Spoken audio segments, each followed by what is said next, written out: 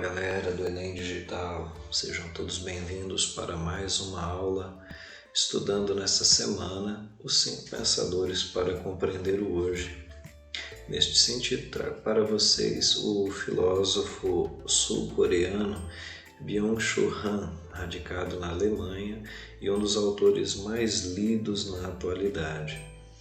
Destaco como palavras-chave para vocês duas expressões, Sociedade do Cansaço e Psicopolítica, que inclusive dão nome a 2 de suas obras.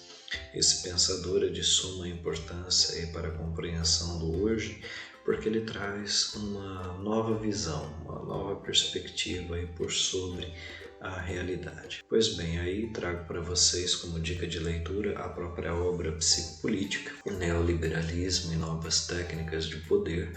Essa obra ela já está publicada em português, aqui é evidente eu trago uma edição que eu tenho em espanhol. E também a obra Sociedade do Cansaço e dentre outras obras que o autor escreve, também já estão disponíveis e traduzidas em português. Para esse autor, é importante a gente considerar alguns elementos que ele traz, como por exemplo, que nós passamos por uma transformação social. Byung-Chul Han ele vai entender que nós passamos de uma sociedade disciplinar para uma sociedade do desempenho. Ou seja, o que acontece hoje em dia? E aí você pode observar, caso você trabalhe numa empresa e tudo mais, você sente uma necessidade justamente insaciável de ser produtivo e positivo o tempo todo. E isso é o que Byung-Chul Han vai entender como uma violência da positividade, que justamente vai dar vazão, que vai dar origem para essa sociedade do cansaço. O que é essa produtividade? O que é essa positividade constante? Ou seja, o trabalhador está lá numa empresa ou no seu próprio negócio e ele sente dentro de si, por uma imposição sorrateira da cultura social do momento, que ele tem que ter uma alta produtividade. A palavra-chave, alta produtividade. O tempo todo tem que estar produzindo. E de quebra ainda a pessoa tem que ser positiva. Tem que dizer, olha, eu consigo, eu posso. Isso explica aí o surgimento desses movimentos coachings aí, em que as pessoas entram para esses cursos, fazem esses elementos. Não se trata aqui de fazer uma crítica a isso, acredito que tenha o seu valor e tudo mais.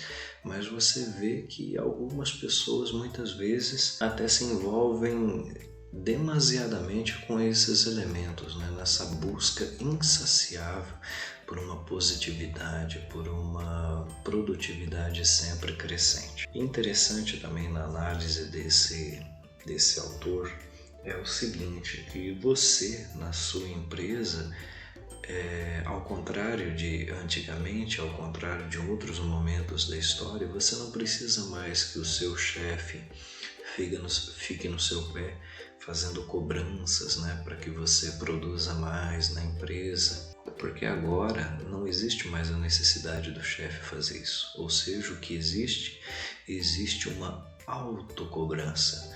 O tempo todo o colaborador, o funcionário, ele se sente, como eu já dizia para vocês, nessa necessidade interna de autocobrança, de busca. Olha, eu preciso produzir mais, eu preciso realizar mais. Entenderam? É bem interessante esse movimento, essa ótica que o Byung-Chul Han vai trazer para nós. E aí ele também vai dizer que com isso, o que acaba acontecendo? Você acaba se voltando violentamente contra si mesmo e adoecendo. E aí vem esse ideal aí da psicopolítica, essa doença social que vai nos atacando. É interessante também que o Byung-Chul Han também vai explorar essa ideia, que nós vivemos a ditadura do Yes We Can. Isso ficou bem interessante aí, por exemplo, na campanha do Barack Obama, a primeira campanha à presidência dele, inclusive como lema, Yes We Can, ou seja, nós podemos.